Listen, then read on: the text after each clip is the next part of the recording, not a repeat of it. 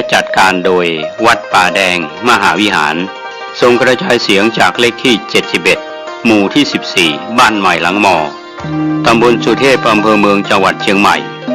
รหัสไปรษณีย์50200หมายเลขโทรศัพท์0818815690 0520000636-7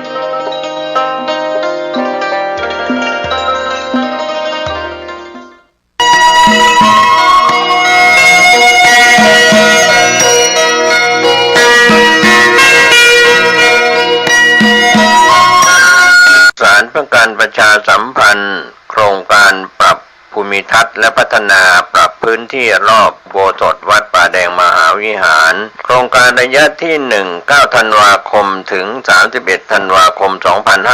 2567ถึง20มกราคมถึง21ธันวาคม2568มติคณะกรรมการบริหารวัดป่าแดงมหาวิหารครั้งที่4/2567ได้เห็นชอบและอนุมัติให้ดำเนินโครงการใช้เงินบริจาคและเงินสะสมของวัดเพื่อพัฒนาปรับพื้นที่ของวัดป่าแดงมหาวิหารจึงขอเชิญชวนผู้มีจิตศรัทธาร่วมพัฒนาเพื่อถวายเป็นพระราชกุศลถวายพระเจ้าสามฝั่งแกนและพระเทวีพระเจ้าติโลกราชพระเมืองแก้วและอดีตเจ้าอาวาสวัดป่าแดงมหาวิหารมีพระญาณคัมภีร์พระมหาสวามีโพธินันทะครูบาเจ้าศรีวิชัยพระอธิการอิ่นแก้วอรินทโรครูบาอ่องขอเชิญชวนผู้ใจบุญร่วมผู้มีจิตศรัทธามีเจตนาร่วมในข่าวครั้งนี้โอนเงินผ่านธนาคารกรุงไทยสาขาสุเทพชื่อบัญชีวัดป่าแดงมหาวิหารเลขที่บัญชี521064750สอบถามรายละเอียดเพื่อร่วมทำบุญได้ที่0818815690ก็เป็นโครงการปรับภูมิทัศน์และพัฒนาปรับพื้นที่รอบอุโบสถวัดป่าแดงมหาวิหารตำบลสุเทพอำเภอเมืองเชียงใหม่จังหวัดเชียงใหม่โครงการนี้เริ่มดำเนินการท่านที่จะร่วมบุญร่วมกุศลร่วมอนุโมทนาได้บุญได้กุศลได้ความดีโดยทั่วหน้ากัน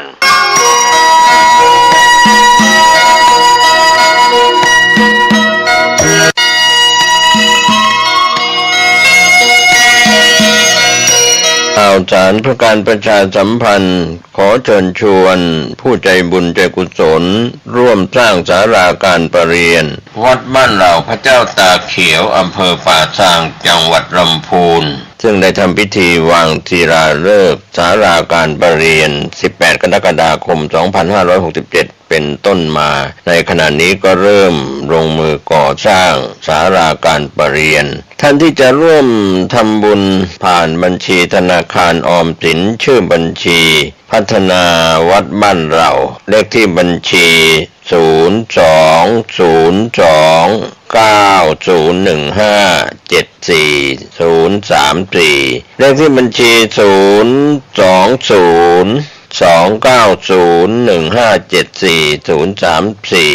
หรือติดต่อสอบถามได้ที่พระครูภาวนาโสภิตไฝปัสนาผู้ช่วยศาสตราจารย์ด็อกเตอร์เจ้าวาดวัดบ้านเหล่าพระเจ้าตากเขียว0969525159ได้ทุกวันก็เป็นงานบุญงานกุศลคณะสงฆ์คณะศรัทธาพร้อมใจกันสร้างศาลาการประเรียนวัดบ้านเหล่าพระเจ้าตาเขียวอำเภอป่าซางจังหวัดลำพูนได้อนุโมทนาบุญร่วมกันมีความสุขในเทศกาลเข้าพรรษาออกพรรษาโดยทั่วหน้ากัน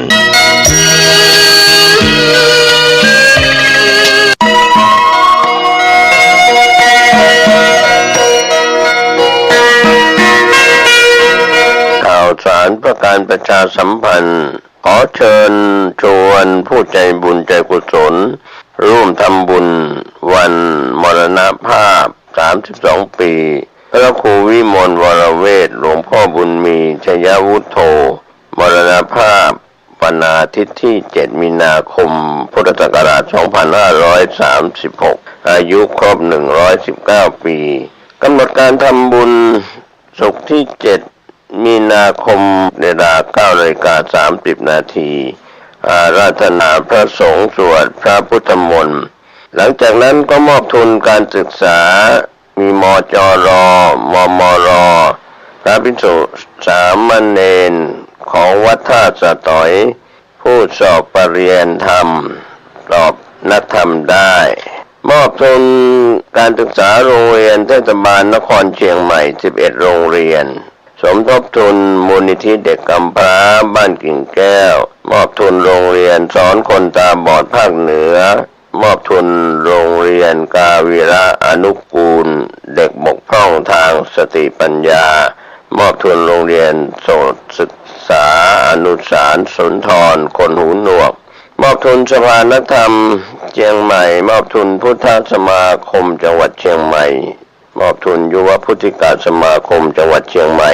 มอบทุนให้กับกลุ่มหนุ่มสาวจังหวัดเชียงใหม่กลุ่มหนุ่มสาววัดท่าสะตอยเวลา 11 นาฬิกาถวายภัตตาหารเพลแด่พระสงฆ์สามเณรและเรียนเชิญแขกผู้ร่วมงานรับประทานอาหารกลางวันเป็นเสร็จพิธีท่านสามารถติดต่อสอบถามร่วมทำบุญตั้งโรงทานได้ที่พระมหาเกษมเขมาพินันโทเจ้าวาดวัดท่าสะตอยตำบลวัดเกตอำเภอเมืองเชียงใหม่จังหวัดเชียงใหม่ติดต่อสอบถามร่วมทำบุญตั้งโรงทานที่พระอาจารย์พระมหาเกษมเขมาพินันโท0612281870หรือที่หมายเลข0810249817สามารถติดต่อเพิ่มเติมได้ที่พระแดงปัญญาทโรวัดท่าสะตอย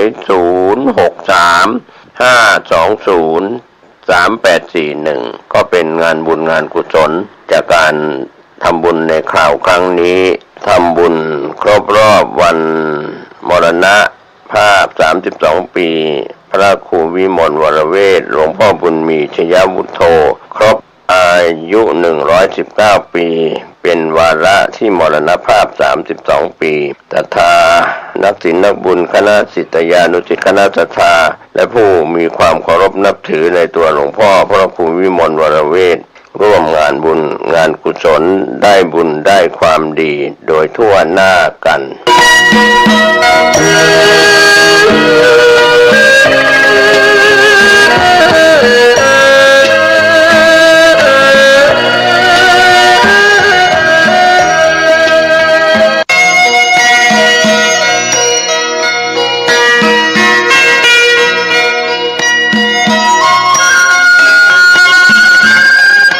ข่าวสารเพื่อการประชาสัมพันธ์ขอเชิญชวนผู้ใจบุญใจกุศล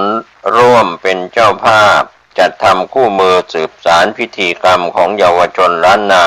เล่มละ50 บาทหรือร่วมทำบุญตามเจตนาศรัทธาจำนวน 5,000 ถึง 10,000 เล่มท่านที่สนใจจะเป็นเจ้าภาพจะทำคู่มือสืบสารพิธีกรรมของเยาวชนล้านนาโอนผ่านบัญชีธนาคารกรุงไทยเลขที่บัญชี511171438ชื่อบัญชีพระครูภาวนาโสภิตติดต่อสอบถามและร่วมทำบุญได้ที่พระครูภาวนาโสภิตผส.ด็อกเตอร์เจ้าวาดวัดบ้านเหล่าพระเจ้าตาเขียว102หมู่2ตำบลบ้านเรือนอำเภอป่าซางจังหวัดลำพูน51120หมายเลขมือถือ0969525159ได้ทุกวันทุกกายทุกใจวันนี้และวันหน้าโดยทั่วหน้ากัน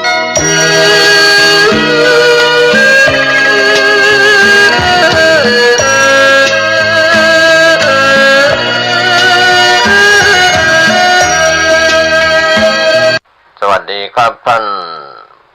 ผู้ฟังที่เคารพการแบ่งปันความคิดดีๆวันนี้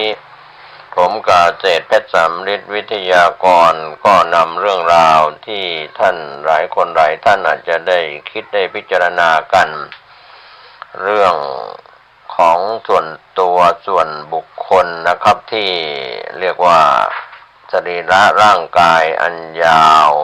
1 วากว้าง1 ศอกหนา1 คืบก็คือสกลกายของชายและหญิง ก็เรียกว่ามีความทุกข์ความเดือดร้อนเกิดขึ้นในตัวตนของเราไม่ว่าจะบางคนก็เจ็บไข้ได้ป่วยนะครับท่านผู้ฟังความทุกข์กายจากการเจ็บป่วยไม่ใช่เรื่องของการเจ็บป่วยทางร่างกายตั้งแต่ศีรษะลงมาจนถึงจุดจดปลายเท้าแต่ก็มีผลกระทบทางด้านจิตใจเข้ามาเกี่ยวข้องกับการเจ็บป่วยของโรคภัยไข้เจ็บที่เบียดเบียนไม่ว่าจะเป็นเรื่องของความเครียดความซึมเศร้าความกังวลอารมณ์เศร้าหมองเหล่านี้เรียกว่ามีผลกระทบต่อภูมิต้านทานโรคที่ทำให้ป่วยง่ายหายช้าอะไรทำนองนี้ก็เป็นที่ยอมรับกันในวงการแพทย์ว่าความโกรธเป็นปัจจัยสำคัญของโรคหัวใจความโลภอาจทำให้ติดยาเสพติดหรือเป็นกามโรคได้อีกเรื่องหนึ่งกำลังเป็นที่วิตกกันมากก็คือนิสัยการกินการบริโภคอาหารหวานข้าวเครื่องดื่มคนจำนวนมากนะครับยอมกินอาหารที่เป็นพิษต่อร่างกายเพียงเพราะชอบรสชาติคนสมัยปัจจุบันเป็นโรคเพราะวิถีชีวิตโรคอ้วนสาเหตุก็คือการกินมากเกินความต้องการของร่างกายในโรคปัจจุบันนี้โดยเฉพาะเมืองไทยก็มีนักวิจัยบอกว่าโรคใบนี้คนอเมริกันตายเพราะอ้วนปีละ300,000 คนการรักษาคนอ้วนประมาณปีละ1,000 ล้านดอลลาร์ USA นะครับยุคนี้ก็เป็นยุคไขมันเจริญการไม่ควบคุมอาหารการกินการไม่ยอมออกกำลังกายก็เป็นปัญหาของพฤติกรรมแต่ความคิดทางจิตใจที่เราเรียกว่ามโนกรรมเนี่ยต้องแก้จิตใจของตนเองก่อนการบริหารอารมณ์ก็คือการเจริญภาวนากรรมฐานจะเป็นสมถกรรมฐานวิปัสสนากรรมฐานก็จะดีขึ้นมาเองเรื่องปากเรื่องท้องก็จะดีตามมาถ้าเราได้เจริญพระกรรมฐานเรียกว่าไม่ต้องกินแก้กุ้มไม่ต้องกินแก้เบื่อไม่ต้องกินแก้เหงาอีกต่อไปนะครับท่านผู้ฟังการฝึกจิตก็จะทำให้รู้จักปล่อยวางความยึดมั่นในอารมณ์คนเรารู้จักบริหารอารมณ์ให้ดีก็จะช่วยทางด้านสุขภาพร่างกายได้ดีโรคที่เกิดจากกรรมเป็นสมุฏฐานก็ยังคงมีอยู่จริงนะครับท่านผู้ฟังแต่โรคที่มีสาเหตุสำคัญมาจากจิตก็มีไม่น้อยทีเดียวยารักษาโรคที่กระทรวงสาธารณสุขต้องซื้อมาจากต่างประเทศในราคาแพงๆก็จะลดลงไปการนั่งหลับตานั้นช่วยฟื้นฟูเศรษฐกิจของประเทศประหยัดแค่ราคายานอนหลับยากล่อมประสาทก็ได้เงินมหาศาลแล้วการทำความเพียรในการเจริญสมาธิเจริญภาวนาเจริญกรรมฐานนี่นะครับท่านผู้ฟังถือว่ามีความสำคัญโดยเฉพาะพี่น้องชาวพุทธไม่ว่าเราจะเป็นนักบวชหรือคฤหัสถ์คฤหัสถ์ผู้ครองเรือนเราควรจะเอาใจใส่ก็เรียกว่าตั้งใจเรื่องจิตตภาวนากรรมฐานคำว่าภาวนานี่ก็คือการเจริญให้เจริญก็คำสมัยใหม่เขาใช้คำว่าพัฒนาภาวนาก็คือไม่พัฒนาจิตใจก็หมายความว่าสุขภาพร่างกายไม่ดีผลร้ายที่เกิดจากการที่จิตใจก็จะขาดกำลังใจการอ่อนแอทางจิตใจก็ปรากฏให้เห็นทั้งหญิงและชายทั้งเด็กทั้งผู้ใหญ่ทุกเพศทุกวัยความอ่อนแอที่ปรากฏออกมาจากจิตใจเรียกว่าจิตตชรูปก็เรียกว่าไหลไปตามอารมณ์บางคนนั้นก็หมกมุ่นในเรื่องความใคร่ในกามสิ่งทั้งหลายก็มีความอยากเรียกว่าอยากมีอยากเป็นกันทุกคนแต่ว่ารู้จักพอประมาณไม่หมกมุ่นเรียกว่า ลืมนึกถึงผลเสียที่เกิดจากความอยากความมืดความต้องการมากเกินไปก็เลยเป็นนิสัยหงุดหงิดเป็นคนขี้รำคาญขี้เบื่อกลั่นกลุ้มว้าวุ่นสารพัดเรื่องนะครับจิตใจคนเรานั้นไม่ได้รับการพัฒนาจากการเจริญภาวนากรรมฐานแม้ว่าจะไปพัฒนาสิ่งภายนอกด้านสังคมเศรษฐกิจนั้นก็ไม่ได้ผลเท่าที่ควรถ้าเราไม่ได้พัฒนาจิตใจให้ดีเสียก่อนก็โทษฐานที่เราไม่เจริญกรรมฐานไม่ได้ไหว้พระสวดมนต์นั่งสมาธิเดินจงกรมเจริญภาวนาเรียกว่าพัฒนาจิตใจก็เลยเป็นปัญหาอยู่เรื่องของนิวรณ์เครื่องกั้นบ้างที่ชื่อว่านิวรณ์เครื่องกั้นกิเลสเครื่องเศร้าหมองของจิตใจดังนั้นถ้าเราไปมองไปพูดถึงคำว่านิวรณ์เครื่องกั้นก็ไม่สงบทั้งร่างกายและจิตใจไม่สามารถเรียกว่าเข้าไปรู้ตามความเป็นจริงได้ถ้าเราไปพูดถึงนิวรณ์เครื่องกั้น5ข้อก็มีความพอใจในกามมีความโกรธความพยาบาทมีง่วงเหงาหาวนอนมีความฟุ้งซ่านรำคาญใจเดือดร้อนใจมีความลังเลสงสัยเรียกว่าคนขี้สงสัยลังเลจะไปข้างหน้าก็ไม่ไปจะถอยหลังก็ไม่ไปจะไปซ้ายก็ไม่ไปจะไปขวาก็ไม่ไปจะไปข้างบนจะอยู่ข้างล่างก็ไม่ไปทางใดลังเลสงสัยเกิดขึ้นอยู่ในชีวิตก็เป็นปัญหาของชีวิตของคนเราอยู่ตลอดเวลาการที่จะไปแก้เรื่องนิวรณ์ก็มีความสำคัญเมื่อความไม่รู้มีเครื่องกั้นนิวรณ์5ก็คืออวิชชาความไม่รู้เนี่ยไม่เข้าใจในชีวิตของตัวท่านเองเหตุของทุกข์ก็เกิดที่ตัวเราเองห่อหุ้มจิตใจอยู่เครื่องกั้น5ประการก็หล่อเลี้ยงอยู่ในจิตใจในสกลกายในตัวเราแม้ว่าคนเราจะจบการศึกษาจะฉลาดปานใดปราดเปรื่องในวิชาการที่เคยเรียนมาขนาดไหนอย่างไรก็ตามนะครับท่านผู้ฟังเราทุกคนถ้าอยู่ในเขตอันตรายตราบใดที่เรายังมีนิวรณ์มีกามมีความโกรธมีความเบื่อหน่ายท้อถอยฟุ้งซ่านรำคาญใจแล้วก็เป็นคนขี้สงสัยก็ไม่มีทางทำลายความไม่รู้วิชาก็ไม่เกิดมีแต่อวิชชาความไม่รู้ทำลายตัวเราเองเรียกว่าจมอยู่ในปรักของกองทุกข์ก็หนีทุกข์ไม่พ้นนั่นแหละครับท่านผู้ฟังก็พูดถึงเรื่องของการนั่งสมาธินั่งหลับตานั้นก็เป็นส่วนหนึ่งของการฝึกจิตฝึกใจที่เป็นอิสระจากเครื่องเศร้าหมองจุดเด่นของคนที่นั่งสมาธิคำว่าเป็นอิสระจากเครื่องเศร้าหมองประเภทที่เรียกว่านิวรณ์ก็ได้ไม่มีเครื่องกั้นความเป็นอิสระจากเครื่องเศร้าหมองเป็นสิ่งที่น่าปรารถนาการนำประโยชน์และความสุขอันสูงสุดมาให้กับตัวเราได้เช่นนี้เมื่อให้กับตัวเราเองได้ก็นำความสุขให้พาคนในครอบครัวนั่งสมาธิพาคนในชุมชนในหมู่บ้านนั่งสมาธิพาคนในสังคมนั่งสมาธิถ้าพากันทำกรรมฐานเดินจงกรมนั่งสมาธิมากขึ้นความครอบงำทางเครื่องเศร้าหมองใจเครื่องกั้นก็จะเบาบางไปความสุขก็จะมีมากขึ้นเรียกว่าทุกวันนี้เรามีความทะยานอยากเท่าไหร่ก็ไม่รู้จักคำว่าพอดีไม่นานก็กลับไปทำผิดศีลผิดธรรม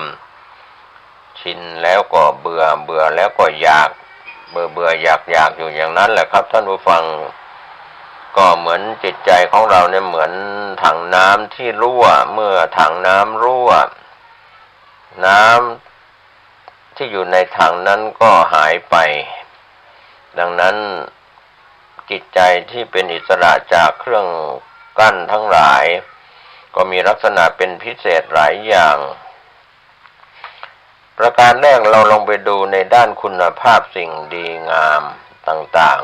ๆตัวอย่างเช่นความละอายต่อบาปความกตัญญูรู้คุณกตเวทีตอบแทนผู้มีพระคุณความเมตตาปรารถนาดีกรุณาช่วยเหลือผู้อื่นก็เบิกบานในจิตใจของตนเองก็ห่างจากความคิดที่ผิดเหมือนพืชผักต่างๆที่ขึ้นในดินงอกงามในดินอย่างดีส่วนประการที่สองกำลังก็คือมีกำลังมีความอดทนมีความขยันหมั่นเพียรมีความหนักแน่นครุนะครับหนักแน่นมีความรู้สึกรับผิดชอบความกล้าในการทำสิ่งที่ถูกต้องก็เรียกว่าจิตใจก็ยอมโอนอ่อนไปในทางที่ดีก็สามารถพินิจพิจารณาอย่างลึกซึ้งเรียกว่าสุขุมคัมภีรภาพในส่วนนี้ก็ถือว่าเป็นส่วนที่สองกำลังคือความอดทนส่วนข้อแรกคุณภาพก็ทั้งคุณภาพและกำลังความอดทนนั้นมีส่วนทั้งสองประการส่วนประการที่สามพอเรานั่งสมาธิหรือเจริญพระกรรมฐานเจริญวิปัสสนากรรมฐานเดินจงกรมนั่งสมาธิข้อที่สามจิตใจก็สงบไม่เครียดไม่วิตกกังวลผ่อนคลายสบายส่วนประการที่สี่ความสุขก็เกิดขึ้นเป็นความสุขที่เกิดจากความบริสุทธิ์กว่าความสุขจากเนื้อหนังจากกามคุณอารมณ์จากสิ่งรอบข้างมีสมบัติภัตตาลเข้าของเงินทองบริวารความสุขชนิดนี้เป็นนิรามิตสุขเป็นความสุขที่ไม่ต้องอิงอามิตรหลายคนอาจจะไม่เคยได้รับมาก่อนจากการเจริญพระกรรมฐานด้วยการฝึกพระกรรมฐานด้วยการนั่งสมาธิด้วยการเจริญวิปัสสนาเรียกว่าจิตใจผ่องใสเบิกบานจริงๆดังนั้นผลที่ได้รับ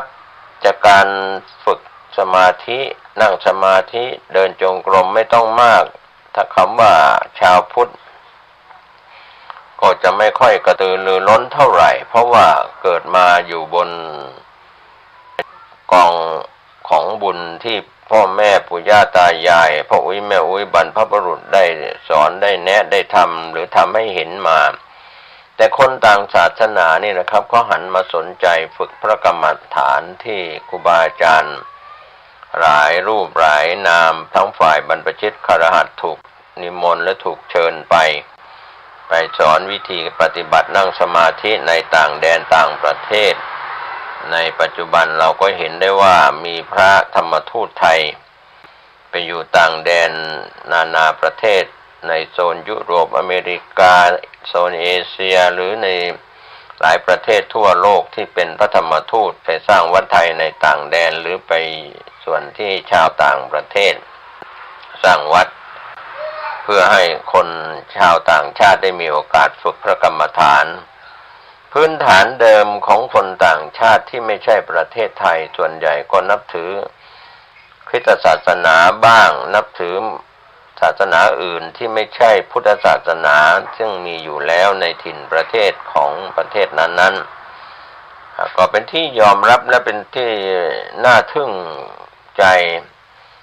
ก็ครูบาอาจารย์ที่เป็นพระวิปัสสนาจารย์หลายรูปไปสอนกรรมฐานในต่างแดนยก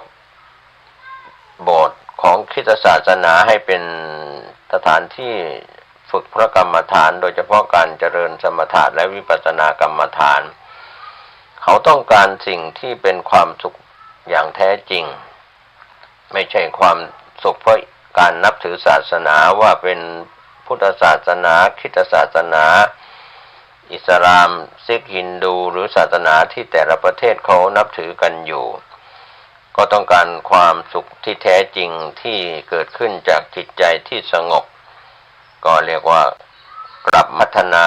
เรียกว่าพัฒนาวัตถุกันในขณะนี้เจริญไปมากมายแต่ทางด้านจิตใจขาดการพัฒนาเหมือนคนไทยเราอยู่ในประเทศไทยก็เป็นพี่น้องชาวพุทธเสียเป็นส่วนใหญ่ส่วนน้อยก็เป็นศาสนาอื่นก็เรียกว่าใกล้เกลือกินด่างอยู่กับ บรรพบุรุษอยู่กับบรรพชนในอดีตก็ไม่ได้สมาธิไม่ได้ไปวัดไม่ได้ไปฟังเทศน์ฟังธรรมไม่ได้ไปไหว้พระสวดมนต์ไม่ได้เจริญภาวนามาพูดถึงลูกหลานยุคใหม่เยาวชนยุคใหม่วันหนึ่งก็อยู่กับด้านไอทีด้านโซเชียลมีเดียทั้งหลายมากเกินความจำเป็นหรือไม่ก็ห่างไกลจากเรื่องของการเจริญสมาธิก็มีนักวิชาการหรือผู้รู้ที่จบการศึกษาฝ่ายโลกระดับปริญญาตรีโทเอกเนี่ยให้ความสำคัญกับเด็กๆน้องๆหนูๆลูกหลานของเราในปัจจุบันไม่ว่าจะเป็นลูกหลานคนไทยหรือชาวต่างชาติก็ตามถ้าเขาเหล่านั้นได้มีโอกาสมานั่งสมาธิไม่ต้องมากปัจจุบันเราจะเห็นได้จากครูบาอาจารย์หลายวัดที่เป็นพุทธศาสนาก็สอนให้ลูกหลานเดินจงกรมนั่งสมาธิ5 นาที10 นาทีหรือมากกว่านั้นก็แล้วแต่โอกาสทำไมเป็นธรรมโอสถชั้นหนึ่งโรคภัยไข้เจ็บก็ไม่ต้องมาเบียดเบียนลูกหลานคนสูงอายุได้มีโอกาสปฏิบัติธรรมมากขึ้นโรคภัยไข้เจ็บทางด้านโรคเกี่ยวกับจิตใจโรคเกี่ยวกับสารพางกายก็อาจจะเจือจางหรือเบาบางไปก็ในยุคนี้เราไปเชื่อวงการแพทย์ที่เป็นแพทย์ภายนอกที่เป็นส่วนใหญ่แต่จิตแพทย์ก็มีผู้ที่ศึกษาน้อยแม้แต่จิตแพทย์ที่ว่าเป็นจิตแพทย์ที่เป็นที่ยอมรับก็อาจจะไม่ได้เข้ามาฝึกพระกรรมฐานที่จะเป็นคำที่จะไปแก้ความทุกข์ทางจิตใจได้อย่างแท้จริงก็เรียกว่าเราใกล้เกลือกินด่างจริงๆสำหรับคนไทยอยู่ใกล้ของดีแต่ไม่ได้นั่งสมาธิไม่ได้เจริญพระกรรมฐานไม่ได้เจริญภาวนาไม่ได้ไหว้พระสวดมนต์ไม่ได้สงบจิตสงบใจก็ในยุคนี้ผู้ดำเนินรายการก็พยายามแบ่งปันความคิดดีๆว่าเราหันมา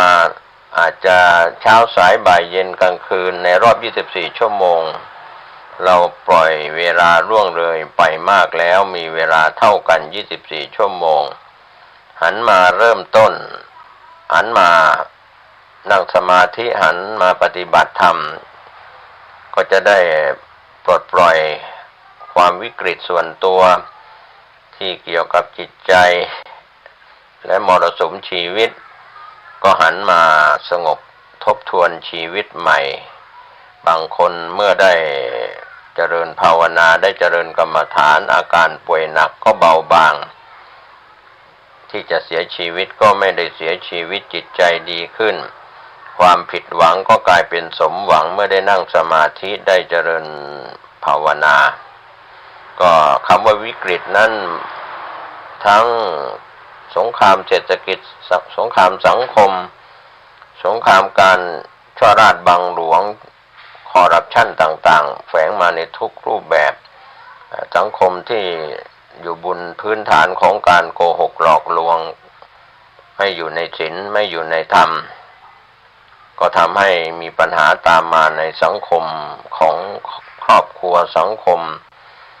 ชุมชนสังคมในระดับประเทศและนานาประเทศก็เรียกว่าสมหวังก็กลายเป็นผิดหวังก็คำว่าวิกฤตเศรษฐกิจวิกฤตด้านรูปธรรมจากเหตุเพศภัยต่างๆน้ำท่วมไฟไหม้พายุหรือเรื่องราวของแผ่นดินไหวอะไรต่างๆก็แล้วแต่จากภัยธรรมชาติจากภัยของน้ำมือมนุษย์ก็เห็นจากตัวอย่างภาคเหนือของเราเนี่ย8-9 จังหวัดหลังจากมีการเผาป่าหรือเผาซอเรียกว่าต่อสั่งข้าวโพดเลี้ยงสัตว์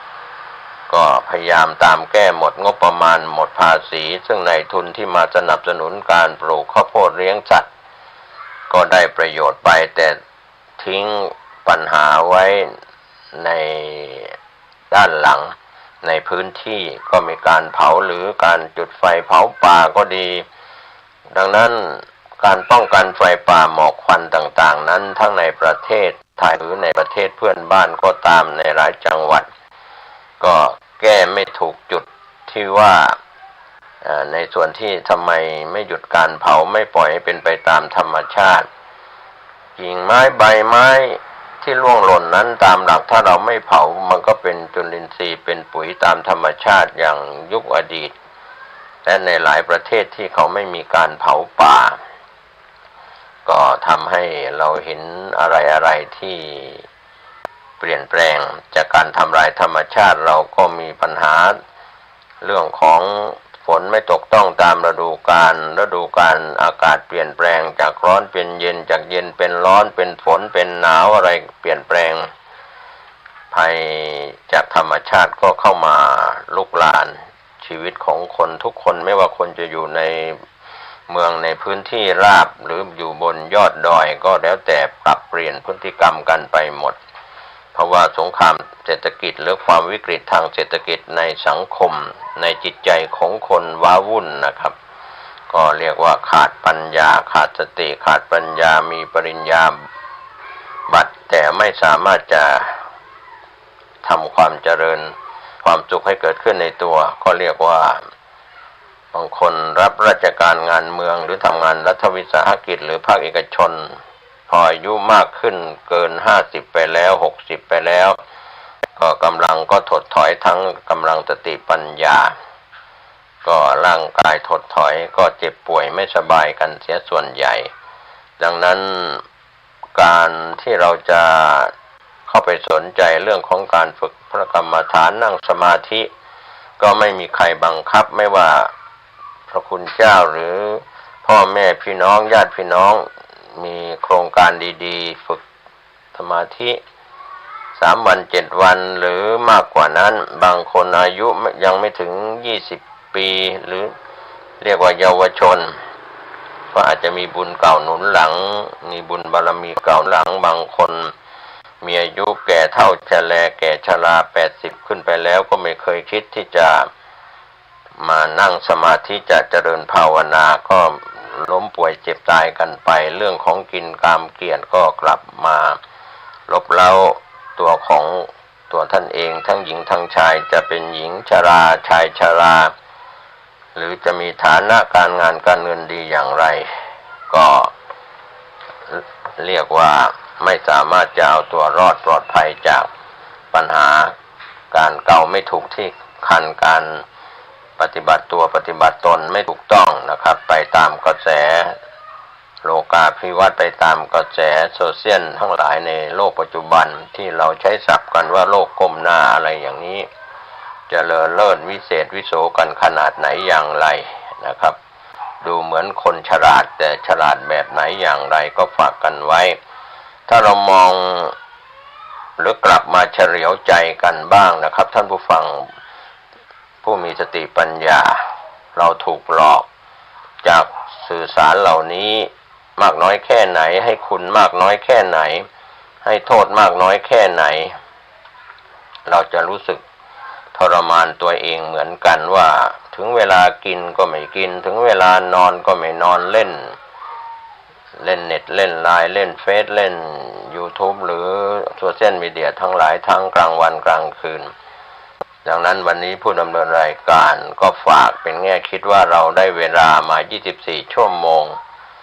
พร้อมกันพระอาทิตย์ขึ้นพระอาทิตย์ตกพระจันทร์ขึ้นพระจันทร์ตกก็ได้เวลามา24 ชั่วโมงแล้วเราปล่อยเวลาที่มีค่าเหล่านั้นมาทำลายตัวเองก็ว่าการเวลาก็กลืนกินเราก็คือเราก็ตายไปทุกการเวลาแต่ว่าการที่เราเสียเวลาไปแต่ละวันวันละ24 ชั่วโมงนั้นก็เป็นการกลืนกินสัตว์มนุษย์เราที่ตั้งอยู่ในความประมาทก็อยู่ในความทุกข์ยากลำบากการเกิดแก่เจ็บตายคนที่ทำงานแข่งกับเวลาก็ไม่ได้หลับนอนพักผ่อนตึงเกินไปเครียดเกินไปมีหนี้สินพอกพูนมากเกินไปไม่ได้แสวงหาความสุขการบริโภคในเรื่องของอาหารการบริโภคอาหารเครื่องดื่มหรือเสพทางอารมณ์ไม่ว่าจะเป็นสถานบันเทิงหรือสิ่งที่เป็นเครื่องมอมเมาเรื่องของสุรายาเสพติดเครื่องดื่มที่มีแอลกอฮอล์หรือยาเสพติดในประเภทต่างๆ ก็เป็นปัญหานะครับที่เกิดขึ้นกับตัวท่านเองแล้วก็คนใกล้ชิดรวมไปถึงขยายไปในปัญหาของสังคมเรื่องของยาเสพติดเรื่องของปัญหาหนี้สินเรียกว่าไม่จบไม่สิ้นนะก็เรียกว่าไปสินเชื่อสถาบันการเงินก็ปล่อยยากนะครับเราก็ไปกู้หนี้ยืมสินหนี้นอกระบบก็เป็นปัญหาสังคมตามแก้กันไม่จบไม่สิ้นเพราะฉะนั้นวิถีชีวิตของพวกเราเกิดแก่เจ็บตายเหมือนกันทุกรูปทุกนามได้เวลามาพร้อมกัน24ชั่วโมงวันนี้ผมเกษตรและสำเร็จแบ่งปันความคิดดีๆวิทยากรก็หวังว่าเราจะคิด